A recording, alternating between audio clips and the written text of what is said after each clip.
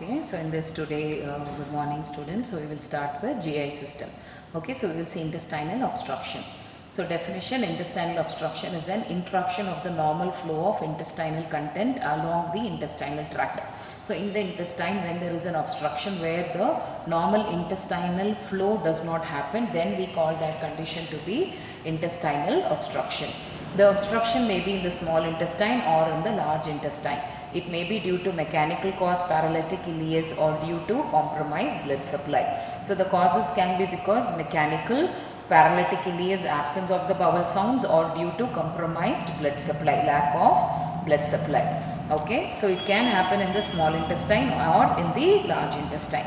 So there are three types of obstruction, that is mechanical obstruction, paralytic ileus, strangulation. So what is mechanical obstruction?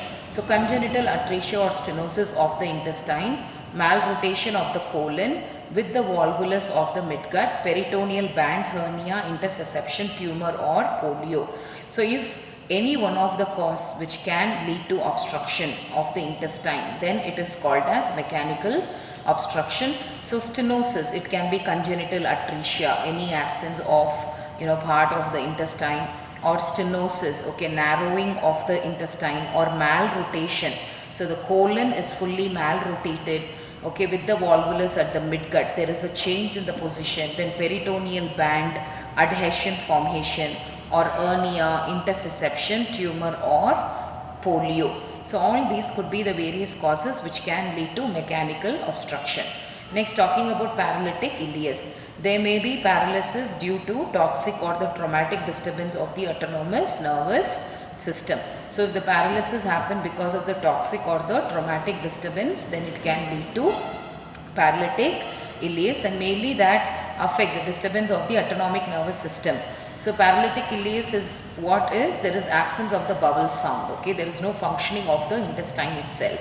Or strangulation, okay, there may be obstruction affecting the blood supply which may lead to gangrene of the intestine.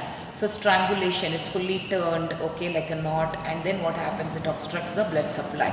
Okay, so these are the main three types of obstruction. Next we'll see causes. Congenital intestinal obstruction. So in the congenital, by birth itself it can happen, okay, malrotation of the colon, volvulus, Hirschsprung's disease, then Meckel's diverticulum, okay, then aguid cause, intussusception hernia, inflammatory disease, fecal impaction, chorion body, and paralytic ileus. So these are the various causes of congenital causes of the obstruction. We have seen, so congenital and later, that is developed, okay, the causes that we have seen. So when we see about clinical manifestation, here the child will be having pain, fever, vomiting in the earlier sign.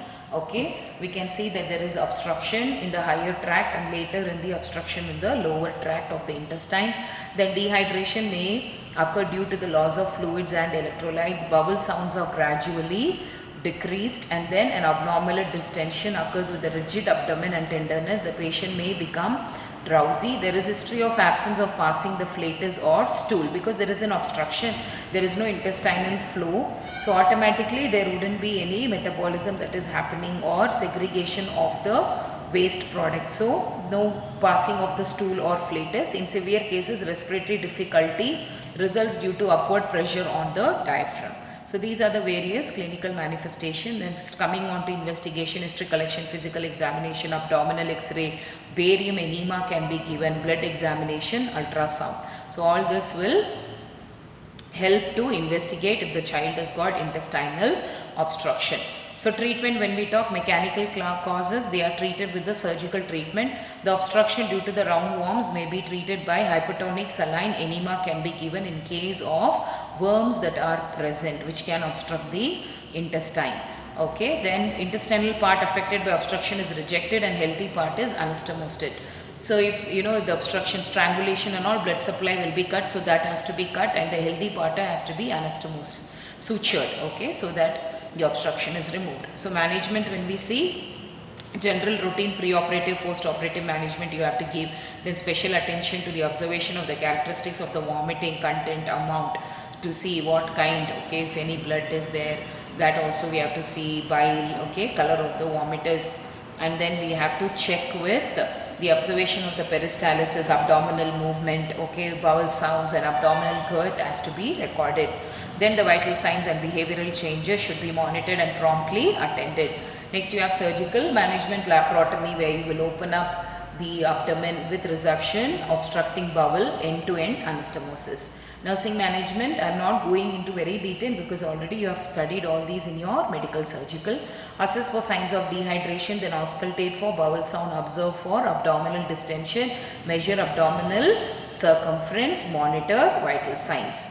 Okay, then pre-operative nursing management, we have inhale per oral, then provide a pacifier. A pacifier is what you give and the child will be sucking. Okay, and then you will have to observe for signs of dehydration in the child. So usually for a newborn you can always check the anterior fontanelle. Okay, look for the eyes, skin, okay, tongue, all these where you can check.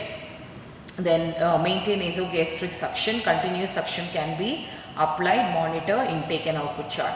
So post-operative nursing management, again check the vital signs, position on site, keep operative site clean and dry. Okay, so good dressing has to be done, care of colostomy if it is present, prevent excoriation of skin, so provide skin care, teach the patient about colostomy care.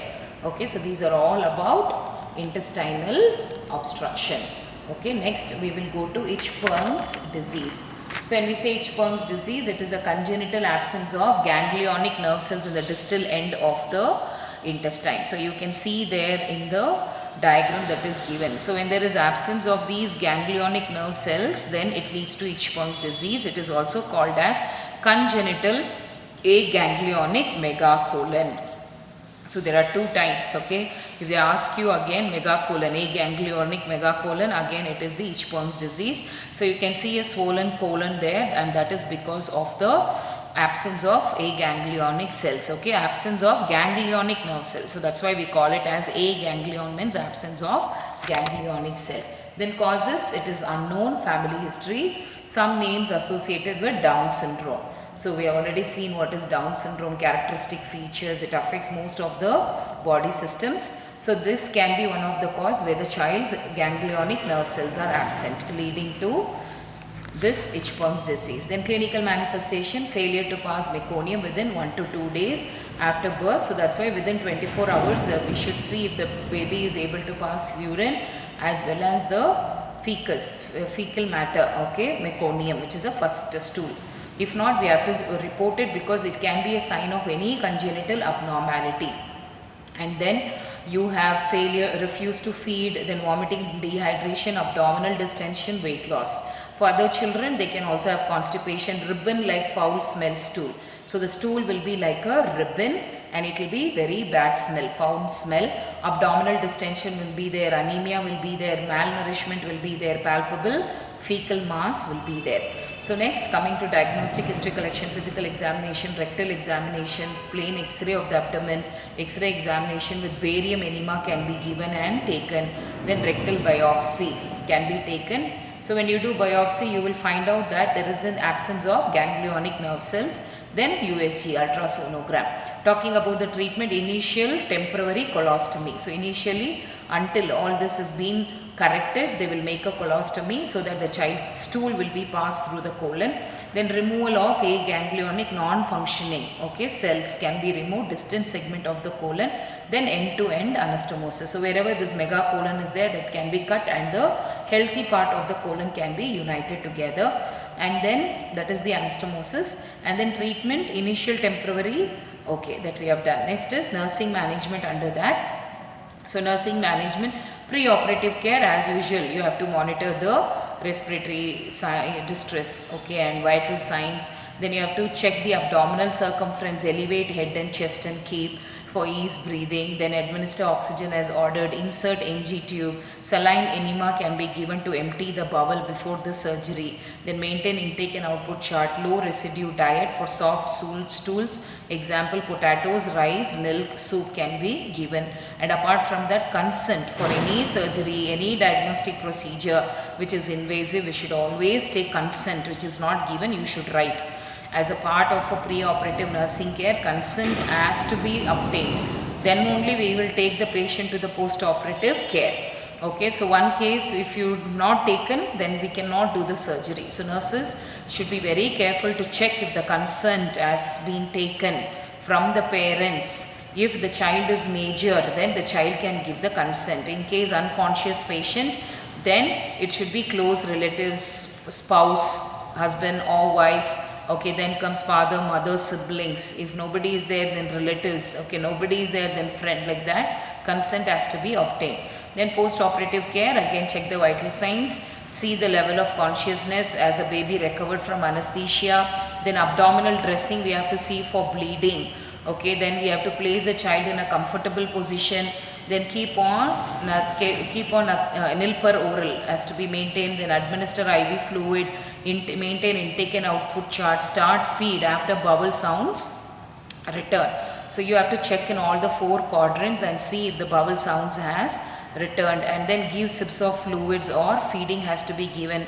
Then you have to maintain aseptic technique and then give mouth care, encourage deep breathing and coughing exercises. Okay, so these are all the nursing care that to be provided for the child with Hirschsprung's disease.